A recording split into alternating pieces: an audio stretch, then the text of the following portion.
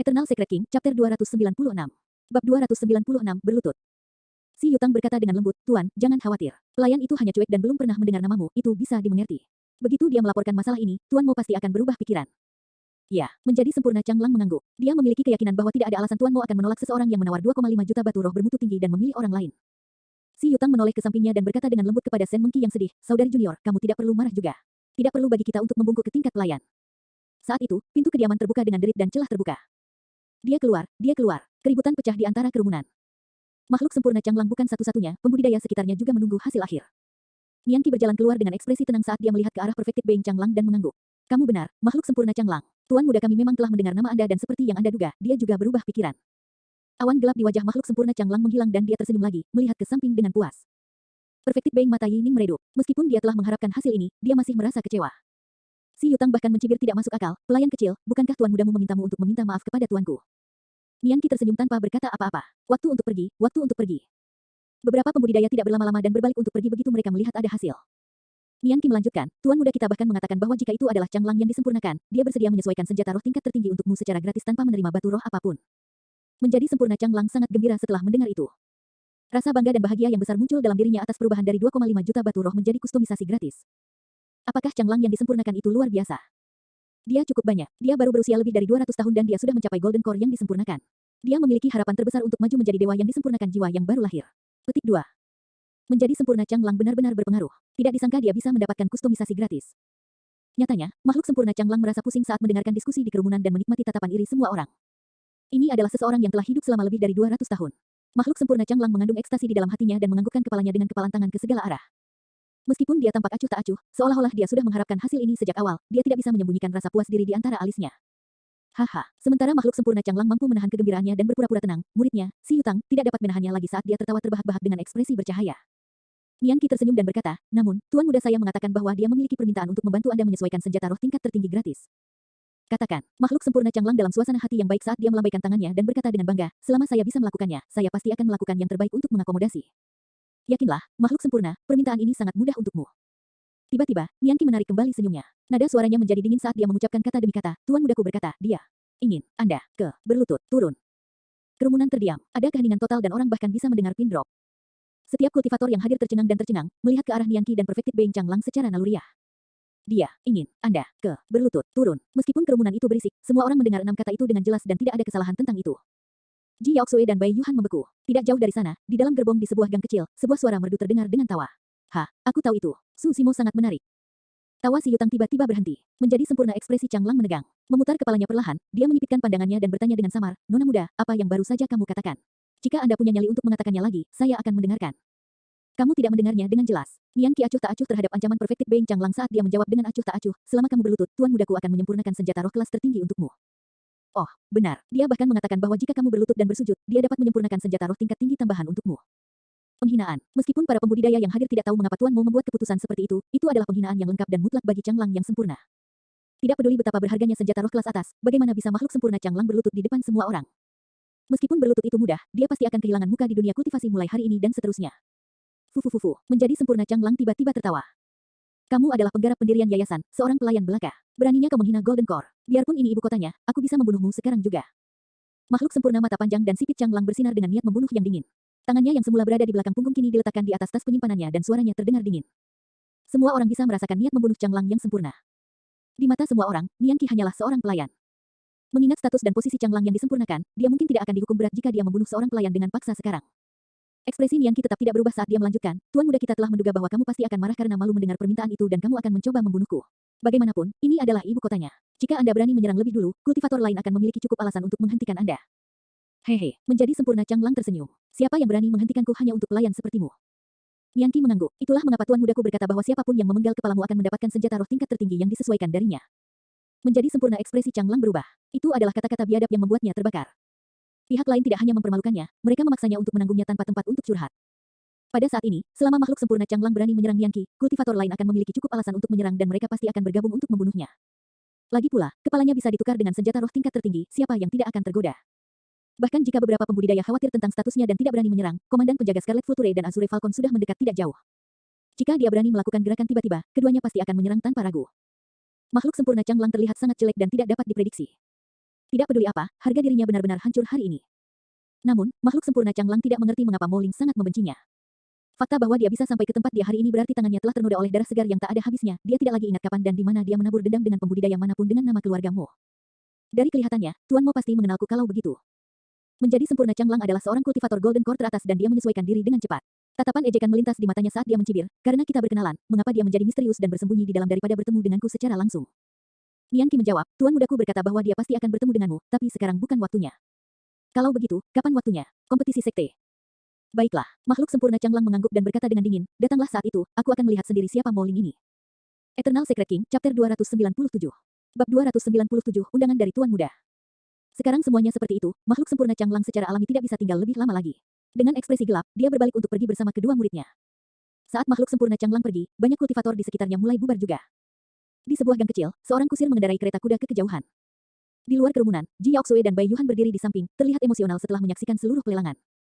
Bai Yuhan berkata, apakah kamu melihat itu? Tuan mau bermain dengan makhluk sempurna Changlang di telapak tangannya bahkan tanpa membuat penampilan sedemikian rupa sehingga yang terakhir hanya bisa pergi karena malu. Ji Yaoxue mengangguk saat ekspresi penghargaan melintas di matanya. Mo memang mengesankan. Dia mengharapkan semua reaksi makhluk sempurna Changlang sebelumnya dan menanganinya. Berhenti sejenak, Ji Yaoxue tersenyum. Jika ayah tidak memberitahu saya bahwa dia hanya seorang pemuda berusia 20-an, saya akan berpikir bahwa itu adalah seorang lelaki tua yang licik. Fufu, Bai Yuhan menatap Ji Yaoxue dengan licik dan terkekeh. Mengapa? Apakah Anda mulai penasaran dengan Tuan Mo? Ji Yaoxue menggelengkan kepalanya dan tersenyum tak berdaya. Jangan khawatir, ketika kamu melihat Tuan Mo nanti, kamu akan melupakan Susimo itu dengan bersih, Bai Yuhan meyakinkannya. Tepat ketika mereka berdua berbicara, Perfected Beng Yining telah menyerahkan Nian Qi sebuah tas penyimpanan dengan 30 set bahan dan 2 juta batu roh tingkat tinggi untuk senjata roh tingkat tertinggi. Ji Yaoxue dan Bai Yuhan menuju ke Mo Spirit Weapon Workshop. Makhluk sempurna Yining tampaknya telah mengatakan sesuatu kepada Nian Qi, menyebabkan yang terakhir menggelengkan kepalanya. Itu telah menyempurnakan menjadi Yining berbalik untuk pergi dengan tampilan kecewa. Salam, Tuan. Ji Yaoxue kebetulan mendekat dan membungkuk sedikit, menyapa dengan suara lembut. Meskipun Ji Yaoxue berpakaian biasa sekarang dan membungkuk ke arah Perfected Beng Yining, dia memancarkan aura kerajaan dari ujung kepala sampai ujung kaki yang sangat mulia. Ah, Yaoxue, kamu tidak perlu membungkuk. Menjadi sempurna Yining mengangguk dan mengulurkan tangannya untuk membantu Ji Yaoxue berdiri. Sementara para murid dari Sekte Azure Frost tidak mengetahui identitas Ji Yaoxue, dia tahu. Ji Yaoxue hanya di Sekte Azure Frost untuk berkultivasi selama 10 tahun. Setelah itu, dia akan kembali ke ibu kota Zhou besar untuk kompetisi sekte dan dia tidak akan pernah kembali ke Sekte Azure Frost lagi. Nyatanya, sekarang Ji Yaoxue telah kembali ke ibu kota, statusnya sebagai seorang putri sudah dikembalikan. Selamat, Tuan. Ji Yaoxue tersenyum dan berkata.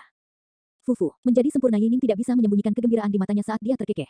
Ini kecelakaan yang aneh dan sepenuhnya karena takdir. Siapa yang mengira Tuan Mo akan memilih saya pada akhirnya? Bai Yuhan bertanya, apa yang kamu katakan pada Nian Qi sebelumnya, rekan Taois Yining? Saya ingin bertemu Tuan Mo untuk berterima kasih padanya secara pribadi, tetapi dia tidak setuju dan langsung menolak saya. Menjadi sempurna Yining tersenyum pahit. Ji Yaoxue menghiburnya, dari apa yang dikatakan rekan Daois Nian Qi, Tuan Mo akan muncul untuk kompetisi sekte. Anda pasti akan melihatnya saat itu. Ya aku harap juga begitu. Mereka bertiga mengobrol sebentar sebelum Perfected Beng Yining pergi. Ji Yaoxue berbalik dan tersenyum. Lihat, master penyempurnaan senjata nomor 1 dari dinasti Zhou Agung bukanlah seseorang yang bisa kamu temui kapan saja. Bahkan tuanku diberi sikap dingin. Kita coba saja, siapa tahu, kita mungkin berhasil.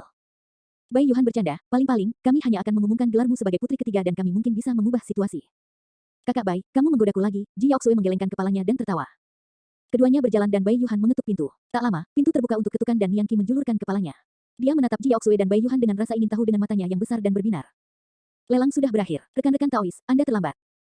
Ji Yaoxue tersenyum lembut. Rekan Taois, kami di sini bukan untuk pelelangan. Kaisar menyesuaikan senjata roh tingkat tertinggi melalui Tuan Mo sebelumnya dan saya di sini untuk mengambilnya. Oh, Nian Qi tiba-tiba menyadari saat dia melihat Bai Yuhan. Dia ingat bahwa ini adalah komandan penjaga White Hawk. Karena wanita berjubah kuning ini bersama Bai Yuhan, seharusnya tidak ada kesalahan. Silakan tunggu beberapa saat. Senjata roh tingkat tertinggi ada pada Tuan Muda kita. Aku akan segera mengambilnya. Kata Nian Qi dan hendak menutup pintu. Hai. Bai Yuhan menahan Nian Qi ketika dia melihat bahwa Ji Yaoxue terlihat acuh tak acuh dan tidak menyebutkan apapun tentang keinginan untuk bertemu Mo Ling. Terbatuk pelan, dia berkata, rekan Taois Nian Qi, bisakah kami masuk bersamamu dan mengunjungi Tuan Mo? Lagi pula, kami sudah lama mengaguminya. Tidak, Nian Qi menggelengkan kepalanya tanpa berpikir. Berhenti sejenak, dia menatap Bai Yuhan dan bertanya dengan bingung, Komandan Bai, apakah kamu pernah bertemu dengan Tuan Mudaku sebelumnya? Ya, tapi dia belum melakukannya. Bai Yuhan menunjuk Ji Yaoxue yang berada di sampingnya. Masih tidak, Nian Qi masih menggelengkan kepalanya dan menutup pintu. Benar, dia putri ketiga dari dinasti Zhou Agung. Hei, Bai Yuhan buru-buru memanggil, tidak tahu apakah Nian Qi mendengarnya. Ji Yaoxue tidak bisa menahan tawa. Saudari Bai, berhentilah berteriak. Apakah Anda tidak merasa malu ketika mereka mengabaikan Anda? Saya bersedia.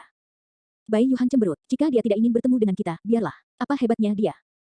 Setelah beberapa saat, pintu terbuka sekali lagi dan Nian Qi muncul dalam sekejap, menatap Ji Yaoxue dengan ekspresi ingin tahu. Di mana senjata roh tingkat tertinggi? Kami akan pergi setelah mengambilnya. Bai Yuhan merasa marah setelah ditolak 2 kali berturut-turut oleh Nian Qi. Nian Qi berkata, senjata roh ada bersama Tuan Muda kita. Sambil mengerutkan kening, Bai Yuhan bertanya, lalu apa yang baru saja kamu lakukan? Nian Qi membungkuk sedikit dan memberi isyarat mengundang sambil tersenyum lembut. Tuan muda kami mengundang Anda masuk. Baik Ji Yaoxue dan Bai Yuhan tertegun. Mereka berdua awalnya berpikir bahwa mereka tidak akan pernah bisa bertemu dengan Tuan Mo. Tapi sekarang, segalanya tiba-tiba berubah. Pikiran Tuan Mo benar-benar tak terduga. Ji Yaoxue agak tenang dan tenang. Baginya, tidak masalah apakah dia bertemu dengannya atau tidak. Namun, Bai Yuhan tersenyum senang saat dia menarik pergelangan tangan Ji Yaoxue sambil mendesak, ayo pergi. Ini kesempatan langka. Di bawah pimpinan Nian Qi, mereka berdua memasuki kediaman yang dipuji sebagai yang paling misterius di ibu kota Zhou Agung. Rumah-rumah di halaman rapi dan bersih dan halamannya sendiri bersih dengan halaman rumput yang tertata rapi. Tidak jauh dari situ, ada meja batu dan beberapa bangku batu. Selain itu, tidak ada yang lain. Di pantai di samping sungai Jishui, seekor anjing hitam besar yang bersisik tergeletak di bawah, tampak beristirahat dengan mata tertutup. Silahkan duduk. Nian Qi memimpin mereka berdua ke meja batu di mana sudah ada teko teh. Itu mengeluarkan uap dan aroma harum. Ji Yaoxue dan Bai Yuhan duduk di mana mereka disajikan secangkir teh masing-masing oleh Nian Qi. Bai Yuhan merasa tidak nyaman melihat Nian Qi seperti ini. Sementara Nian Qi tampak seperti dia adalah seorang pelayan di permukaan, tidak banyak pembudidaya di ibu kota Zhou Agung yang bisa membuatnya menuangkan teh untuk mereka. Saudari Yaoxue, ini benar-benar kamu. Tiba-tiba, seruan terdengar di dekatnya. Ji Yaoxue berbalik dan melihat Su Xiaoning berlari ke arahnya dengan ekspresi gembira.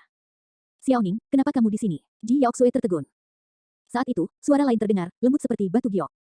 Nona Ji, bagaimana kabarmu? Eternal Secret King, Chapter 298. Bab 298, Anda adalah Tuan Mo. Tubuh mungil Ji Yaoxue sedikit bergetar saat dia berbalik. Tidak jauh dari sana, seorang kultivator yang halus dan ilmiah melangkah mendekat. Dia mengenakan jubah hijau yang berkibar lembut tertiup angin dan dia memiliki mata jernih dengan senyum tipis di wajahnya. Ji Yaoxue tertegun, terjebak dalam trans untuk waktu yang lama.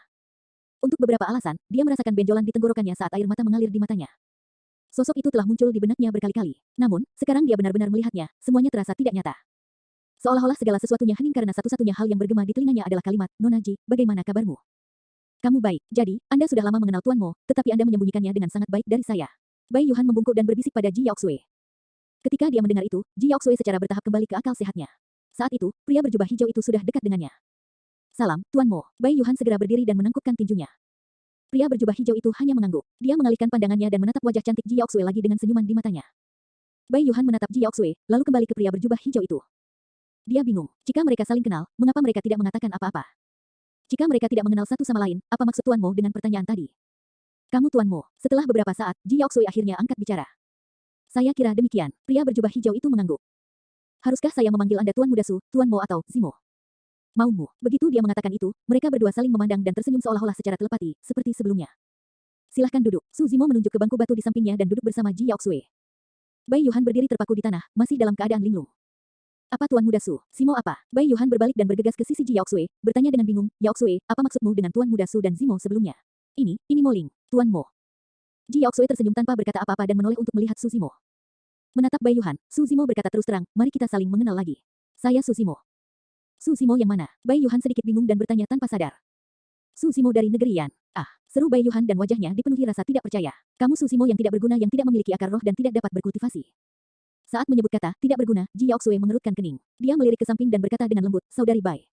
Nian Qi tidak senang dan tidak bisa menahan diri untuk tidak berkata, Komandan Bai, bagaimana Anda bisa mengatakan hal seperti itu? Jika Tuan Mudaku tidak berguna, siapa yang tidak berguna di dunia ini? Bagaimana ini mungkin? Untuk sesaat, Bai Yuhan tidak dapat menerima kebenaran saat matanya melesat di antara Su Zimo, Ji Yaoxue, Nian Qi dan Su Xiaoning, tidak satupun dari mereka tampak bercanda. Dalam ingatan Bai Yuhan, Su Zimo dari negara Yan dan Tuan Mo yang sebelumnya berasal dari dunia yang sama sekali berbeda. Salah satunya tinggi di langit. Sebagai master penyempurnaan senjata nomor 1 dari dinasti Zhou Agung, dia terkenal dan hampir semua inti emas ingin berteman dengannya. Yang lainnya berada jauh di bawah tanah. Terlahir dari negara bawahan kecil yang jauh, dia tidak memiliki akar roh dan tidak dapat berkultivasi, manusia yang paling umum. Bagaimana dua orang itu menjadi satu? Su Zimo tersenyum dan menjawab dengan acuh tak acuh, benar, ada banyak hal yang mustahil di dunia ini. Ji Yaoxue mengubah topik dan bertanya dengan rasa ingin tahu, mengapa kamu dipanggil Moling? Su Zimo menunjuk ke plakat di atas pintu. Moling hanyalah nama bengkel senjata. Namun, yang lain secara naluriah berpikir bahwa itu adalah nama saya. Karena saya terlalu malas untuk menjelaskan apapun, begitulah penyebarannya. Untuk berpikir bahwa kamu telah banyak berubah setelah tidak bertemu denganmu selama beberapa tahun. Anda sekarang adalah Tuan Mo yang terkenal di seluruh ibu kota dan bahkan sulit untuk bertemu dengan Anda, goda Ji Yaoxue. Su Zimo juga tertawa. Kamu telah melaporkan gelarmu sebagai putri ketiga dari dinasti Zhou Agung, bagaimana aku berani untuk tidak bertemu denganmu? Ji Yaoxue menutup mulutnya dan terkekeh sambil memutar matanya ke arah Bai Yuhan. Ini semua salah Sister Bai. Di mata Bai Yuhan, Ji Yaoxue tampaknya telah berubah menjadi orang lain sejak dia bertemu Su Zimo, kesuraman di matanya hilang dan sekarang indah seperti air jernih. Dia tersenyum mempesona dengan setiap kata dan tindakannya dan sangat cantik. Merenung sejenak, Ji Yaoxue melanjutkan, benar, ayah juga sangat menghormatimu. Tentang Moling, maksudmu, nada suara Su Zimo tenang. Semuanya sama, kalian berdua adalah orang yang sama, jawab Ji Yaoxue. Su Zimo tersenyum tetapi tidak mengatakan apa-apa. Dia tahu dengan jelas bahwa jika Kaisar Zhou Agung tahu bahwa dia adalah Moling, akan sulit untuk mengatakan jenis sikap yang terakhir terhadap fakta itu. Hati Kaisar tak terduga. Jika dia marah, dia akan menemukan alasan yang cukup untuk membunuh Suzimo. Senjata roh kelas tertinggi yang disesuaikan oleh Yang Mulia adalah hadiah untukmu, kan? Tanya Suzimo. Ya, Ji Yaoxue mengangguk dan mengulurkan telapak tangannya sambil tersenyum. Serahkan, saya ingin melihat kualitas pedang terbang yang disesuaikan oleh tuanmu dan apakah itu menarik perhatian saya. Suzimo menyeringai dan mengeluarkan pedang terbang dari tas penyimpanannya. Pedang itu panjangnya 3 kaki dan lebarnya sekitar 2 kaki, itu diukir dengan pola mistis misterius dan menakjubkan, itu bisa digambarkan sebagai karya para dewa. Suzimo menyuntikkan energi roh ke dalamnya. Suara mendesing. Pedang itu menyala dengan 4 pola roh dengan cara yang menakjubkan. Senjata roh tingkat tertinggi dengan 4 pola. Mata Bai Yuhan berkilat iri saat dia melihat pedang terbang itu. Meskipun dia adalah komandan penjaga White Hawk, dia tidak memiliki senjata roh kelas atas. Ji Yaoxue menerima pedang terbang dengan kedua tangannya dan menyekat jarinya di pedang. Dia bisa merasakan dinginnya pedang tetapi arus kehangatan meresap ke dalam hatinya. Berdengung, menggosok jarinya ke ujung pedang, Ji Yaoxue menjentikannya dengan lembut dan pedang itu bergetar, bergema dengan suara dering yang jelas. Suara pedang saja sudah cukup untuk mengatakan bahwa bahkan di antara senjata roh tingkat tertinggi, ini jelas merupakan pedang terbang terbaik dan sangat dekat untuk menjadi senjata roh yang sempurna. Suzimo mengeluarkan gaun panjang berwarna kuning pucat dari tas penyimpanannya dan memberikannya kepada Ji Yaoxue. Gaun ini untukmu juga. Ji Yaoxue mengambilnya. Gaun kuning pucat itu sangat tipis dan ringan dengan sedikit rasa dingin. Hati Ji Yaoxue tergerak dan dia menyuntikkan energi roh ke dalam gaun itu. Suara mendesing. 4 sinar cahaya keluar dari gaun itu, bersinar terang. Ah, baik Ji Yaoxue dan Bai Yuhan berseru pada waktu yang hampir bersamaan. Itu adalah senjata roh tingkat tertinggi lainnya. Dan, itu adalah senjata roh pertahanan tingkat tinggi yang sangat langka. Pemotongan gaun itu sepertinya dibuat khusus untuk Ji Yaoxue sepenuhnya. Pada saat itu, Bai Yuhan tidak lagi dipenuhi rasa iri, itu adalah kecemburuan. Ini terlalu boros, siapa yang akan memberikan senjata roh tingkat tertinggi sebagai hadiah begitu saja? Ji Yaoxue menunduk dan pura-pura memeriksa gaun di tangannya. Namun, pipinya sedikit merah dan jantungnya berdegup kencang. Suzimo sedikit mengernyit saat melihat ekspresi Ji Yaoxue. Dia hanya memberinya gaun itu karena dia melihat Ji Yaoxue sebagai teman baik. Selain itu, dia adalah dermawannya dan keluarga Su. Suzimo tidak ingin menyebabkan kesalahpahaman Ji Yaoxue. Setelah merenung sejenak, dia berkata dengan sikap santai, saya baru saja membeli Sky Shield berusia ribuan tahun dan membuatnya menjadi 3 gaun. Selain kamu, Xiaoning dan Nian Qi juga punya 1. Mendengar itu, mata Ji Yaoxue meredup. Namun, dia pulih dengan sangat cepat dan tersenyum saat dia mengangkat kepalanya. Terima kasih banyak kalau begitu. Eternal Secret King, Chapter 299. Bab 299, Perjamuan Hongmen. Xiaoning berkedip dan tahu bahwa ada sesuatu yang salah di antara mereka berdua. Karena itu, dia memegang tangan Ji Yaoxue dan tersenyum. Saudari Yaoxue, mengapa kamu baru saja kembali? Aku merindukanmu. Ji Yaoxue mengusap dahi Xiaoning dan bertanya dengan lembut, bagaimana kabarmu di bengkel eliksir Azure Frost? Apakah ada yang menggertakmu? Su Xiaoning membeku sesaat dan mengalihkan pandangannya sambil tersenyum. Tidak, semua senior merawatku dengan baik. Ji Yaoxue bersenandung pelan. Sementara Xiaoning menyembunyikan dirinya dengan baik, Ji Yaoxue masih menemukan beberapa kontradiksi. Dia menoleh untuk melihat Su Zimo dan bertanya dengan cemberut, Zimo, apa yang terjadi? Tidak banyak, saudari Yaoxue. Berhentilah bertanya, tambah Su Xiaoning dengan tergesa-gesa. Ji Yaoxue tersenyum tipis. Bahkan jika kamu dan saudaramu menolak untuk memberitahuku, apakah ada yang bisa disembunyikan dariku di dalam dinasti Zhou besar jika aku ingin mengetahuinya? Tidak apa-apa, hanya ada seorang kultivator di bengkel eliksir Azure Frost bernama Yang Yu yang memiliki perseteruan denganmu. Kurasa, Su Zimo berbicara tetapi tidak menjelaskan lebih lanjut. Kembali di lokakarya Azure Frost Elixir, dia sudah memberitahu Yang Yu bahwa seseorang akan berurusan dengannya.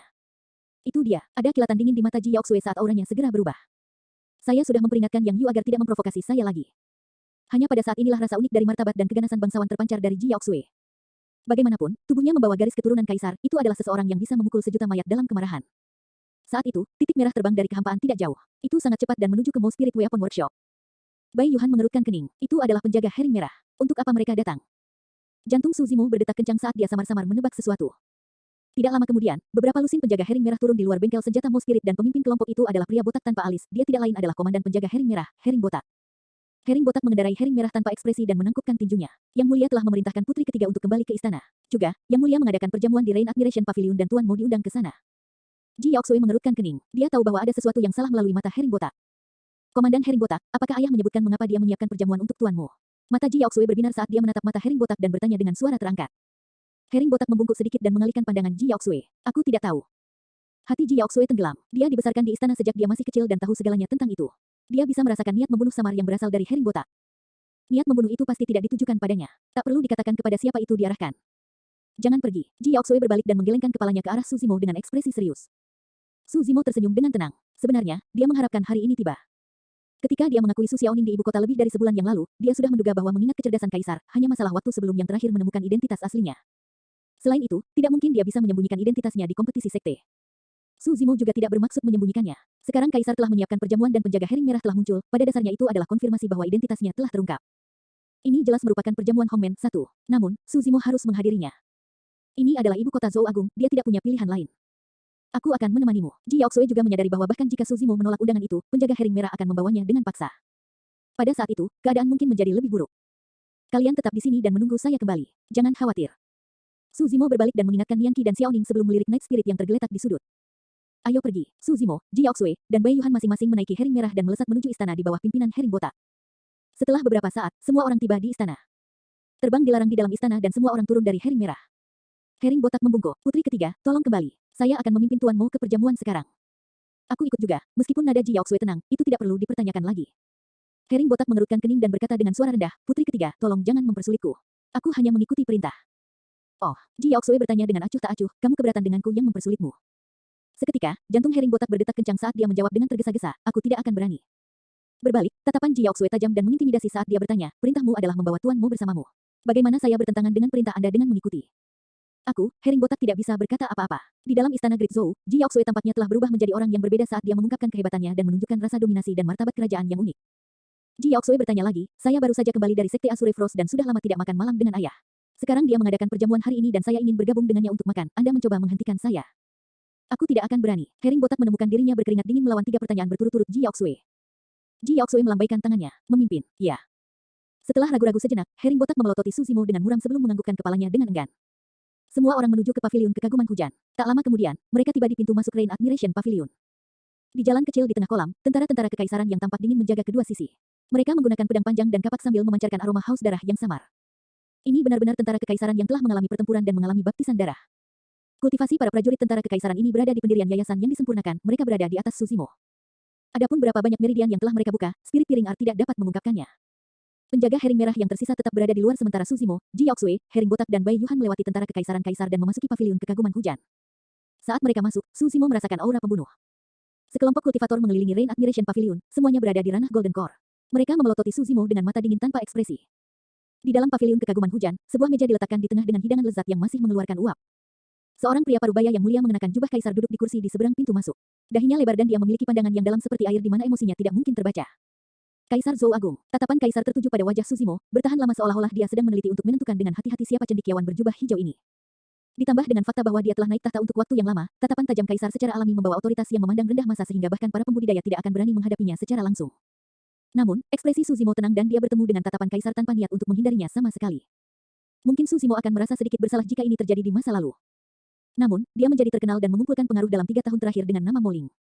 Selain itu, Su Zimo adalah seseorang dengan ketajaman bawaan sejak awal, bahkan otoritas kaisar tidak cukup untuk menekan orang seperti dia. Satu ini mengacu pada suatu peristiwa dalam sejarah dan biasanya mewakili penyergapan atau jebakan. Eternal Secret King, Chapter 300. Bab 300, Perangkap yang tak terpecahkan. Kaisar mengalihkan pandangannya dari Su Zimo dan seketika, perasaan menekan sebelumnya menghilang seolah-olah semuanya hanya halusinasi. Kemarilah, Suer. Memutar kepalanya sedikit, Kaisar memandang Ji Yaoxue dan tersenyum sambil memberi isyarat dengan tangannya. Ji Yaoxue sedikit mengernyit dan tidak bergeming. Kaisar bertanya sambil tersenyum, ada apa? Kamu tidak ingin makan bersama ayahmu? Pada saat itu, Kaisar memiliki ekspresi yang baik dan baik hati saat dia memandang Ji Yaoxue dengan penuh kasih, dia benar-benar terlihat seperti ayah yang agak tua. Sementara Su Zimo tidak dapat merasakan niat membunuh atau permusuhan dari Kaisar, persepsi rohnya mengatakan kepadanya bahwa orang ini sangat berbahaya. Selain itu, dia berada di ujung hidup dan mati. Ji Yaoxue ragu sejenak sebelum dia berjalan perlahan dan duduk di samping Kaisar sesuai niatnya. Ayah, tuanmu, mari makan. Dia memotongnya sebelum dia bisa melanjutkan. Meski nadanya tenang, tidak mungkin untuk membantahnya. Dengan mengatakan itu, Kaisar mulai memakan hidangan di atas meja seolah-olah tidak ada orang lain di sekitarnya. Dia makan dengan elegan dan mengunyah perlahan tanpa mengeluarkan suara apapun. Pada saat itu, bahkan Ji Yaoxue tidak dapat memahami pikiran Kaisar. Dia melirik Su Zimo, merasa terganggu. Sementara dia terlihat seperti sedang makan juga, semuanya terasa seperti lilin baginya. Di paviliun kekaguman hujan, Su Zimo tampaknya telah menjadi orang tambahan. Kaisar tampaknya telah melupakannya karena dia dibiarkan berdiri di tempat. Su Zimo tersenyum dengan tenang dan tidak jengkel. Dengan satu tangan di belakang, dia berjalan ke samping dan melihat pemandangan yang menyenangkan di luar dengan santai. Waktu berlalu sedikit demi sedikit. Paviliun kekaguman hujan sunyi dan Su Zimo tampaknya benar-benar tenggelam dalam pemandangan yang indah, melupakan semua yang ada di sekitarnya. Pada saat itu, Bai Yuhan menganggukkan kepalanya dengan kagum. Tidak semua orang bisa tetap setenang ini di hadapan Kaisar Zhou Agung. Setelah beberapa lama, Kaisar menyeka mulutnya dan kilatan dingin melintas di matanya. Ji Yaoxue meletakkan peralatannya dan batuk ringan. Ambil itu. Sebagian, Ji Yaoxue memanggil pelayan untuk mengambil piringnya. Pada saat yang sama, itu adalah pengingat bagi Su Zimo. Dia secara bertahap kembali sadar dan kembali berdiri tidak jauh dari Kaisar. Haruskah aku memanggilmu tuanmu, atau Su Zimo? Kaisar berbicara tiba-tiba dan bertanya langsung tanpa berbelit-belit. Su Zimo menjawab, keduanya berfungsi. Itu tergantung mana yang lebih disukai yang mulia. Petik 2. Bang, telapak tangan Kaisar tiba-tiba menghantam meja dengan keras, mengeluarkan ledakan keras. Ji Yaoxue terkejut. Su Zimo, apakah kamu menyadari kejahatanmu? Kaisar menamparkan meja dan berdiri. Seketika, auranya berubah total, seolah-olah dia adalah singa yang marah yang menyembur keluar dengan tekanan yang sangat menakutkan. Kata-kata itu memekakkan telinga seperti suara lonceng besar. Tubuh Suzimo bergoyang. Melawan tekanan kaisar, dia merasa seperti tercekik, keamanannya dipertaruhkan sekarang dan kepalanya bisa jatuh kapan saja. Ayah, ekspresi Ji Yaoxue berubah saat dia berdiri dengan tergesa-gesa. Jangan ikut campur dalam masalah ini. Kaisar bahkan tidak memandangnya saat dia melambaikan lengan bajunya dengan lembut, mengirim Ji Yaoxue ke samping. Ji Yaoxue tidak tahu mantra apa yang dia gunakan tapi dia tidak bisa menggerakkan tubuhnya sama sekali. Sementara dia gelisah dan matanya menunjukkan kekhawatiran yang tak ada habisnya, dia tidak bisa berbicara sama sekali. Suzimo menutup matanya dan menarik napas dalam-dalam. Ketika dia membukanya lagi, mereka dipenuhi dengan cahaya kehidupan yang menyilaukan. Apa kejahatan saya? Suzimo malah bertanya. Tatapan kaisar gelap saat dia berkata perlahan, kamu menyembunyikan identitasmu di depanku. Itu menipu kaisar dan kamu harus dieksekusi. Semua orang di paviliun kekaguman hujan bisa merasakan niat membunuh kaisar. Namun, ekspresi Suzimo tidak berubah saat dia menjawab dengan tenang, Yang Mulia, Anda tidak pernah menanyakannya kepada saya. Bagaimana itu sama dengan saya menyembunyikan sesuatu dari Anda? Omong kosong. Kaisar berteriak, kembali ke lokakarya senjatamu spirit, saya bertanya kepada Anda secara pribadi dari sekte mana Anda berasal dan siapa tuan Anda. Beraninya kamu mencoba menyangkal sekarang bahwa semuanya telah menjadi seperti ini. Suzimo menjawab dengan acuh tak acuh, hari itu, Yang Mulia berkunjung secara rahasia. Bagaimana saya tahu identitas Anda, Yang Mulia? Kaisar sedikit mengernyit. Makna Suzimo sederhana, sumber masalah ini bukan dia, tapi kaisar. Sejak awal, kaisar tidak menanyakan latar belakang Suzimo menggunakan identitasnya sebagai kaisar. Karena itu, tentu saja tidak mungkin yang terakhir menipu kaisar. Tidak peduli apa, Suzimo telah menyelamatkan nyawa Ji Yaoxue sebelumnya. Selanjutnya, alter egonya adalah Tuan Mo yang terkenal di seluruh ibu kota. Baik dari segi logika maupun sentimentalitas, kaisar seharusnya tidak membunuh Suzimo. Namun, saat kaisar mengetahui tentang kebenaran, dia merasa malu seolah-olah dia dipermainkan dan ditipu oleh seseorang. Dia akan merasa marah jika membiarkan Suzimo pergi begitu saja. Dia ingin membunuh tetapi dia tidak ingin membunuh pada saat yang sama. Konflik di dalam hati kaisar telah mencapai titik ekstrim. Itu sebabnya dia harus mencari alasan yang bisa dia yakini jika dia ingin membunuh Suzimo. Sejak awal, ketika Suzimo memasuki paviliun kekaguman hujan, persepsi rohnya telah merasakan alasan yang sangat besar, itu karena kaisar ingin membunuhnya tetapi tidak memiliki alasan. Itu juga alasan mengapa kaisar meninggalkan Suzimo di tempat. Selama Suzimo melakukan sesuatu yang tidak biasa, kaisar akan segera menyerang dan membunuhnya di tempat. Biasanya, seseorang seusia Suzimo akan menjadi yang paling kurang ajar. Ditambah dengan gelarnya sebagai master penyempurnaan senjata nomor 1 dari dinasti Zhou Agung, dia pasti akan marah karena diabaikan seperti itu. Dia kemudian akan bergegas dan beralasan tentang hal itu atau berbalik untuk pergi. Apapun pilihannya, Suzimo pasti sudah mati. Namun, dari semua hal, dia tidak marah atau kesal dan berjalan ke samping untuk mengagumi pemandangan. Tak berdaya, kaisar hanya bisa menyerang lagi dan menuduhnya menipu kaisar sambil menggunakan itu sebagai alasan untuk membunuhnya. Namun, Suzimo berhasil menyelesaikan kontradiksi tersebut dalam beberapa kalimat, meninggalkan kaisar tanpa alasan untuk membantah. Meskipun semuanya tampak seperti pertukaran kata yang sederhana, ada pedang dan pedang tergeletak di bawahnya, satu kesalahan dan darah Suzimo akan memenuhi paviliun kekaguman hujan. Ji Yaoxue, yang telah melihat semuanya, menghela nafas lega dan ekspresinya sedikit mereda. Sangat bagus, kaisar mengangguk tanpa ekspresi dan nadanya dingin, tidak ada yang tahu apakah dia memberikan pujian atau menyindir. Mari kita kesampingkan masalah menipu kaisar terlebih dahulu. Tatapan kaisar terasa dingin saat dia bertanya dengan suara dingin, apakah kamu mengakui bahwa kamu membunuh prajurit tentara kekaisaran, Daisu? Selama masalah itu diselidiki secara menyeluruh, Suzimo pasti akan terlibat. Saat itu, Daisu membuntuti Suzimo setelah melihatnya di luar paviliun kekaguman hujan. Fakta bahwa dia meninggal malam itu juga membuat jelas siapa pembunuhnya. Suzimo merenung sejenak sebelum mengangguk. Saya membunuhnya. Baiklah, kilatan dingin melintas di mata kaisar. Karena kamu mengakuinya, tidak ada yang perlu dikatakan lagi. Nyawa untuk nyawa. Mengangkat kepalanya, Suzimo memandang kaisar dan bertanya, mengapa saya tidak bisa membunuh Daisu karena dia ingin membunuh saya? Selama seseorang ingin membunuhmu, kamu harus membunuh mereka sebagai balasannya. Kaisar mengangkat alisnya. Ya, Suzimo menjawab tanpa ragu. Tiba-tiba, mata kaisar menyipit saat dia perlahan bertanya, kalau begitu, aku ingin membunuhmu sekarang. Apa yang kamu inginkan? Ji Yaoxue bergidik saat mendengar pertanyaan itu. Ini adalah pertanyaan yang tak terpecahkan. Tidak peduli bagaimana Suzimo menjawab, dia akan salah. Jika dia menunjukkan kelemahan dan tidak berani membantah, dia akan bertentangan dengan pernyataannya sebelumnya dan kaisar dapat mengikuti arus itu dan membunuhnya. Jika sikap Suzimo terlalu keras dan menjawab bahwa dia akan membunuh kaisar, itu akan menjadi pembunuhan massal dan dia pasti akan dibunuh. Itu adalah jebakan yang tidak bisa dipecahkan.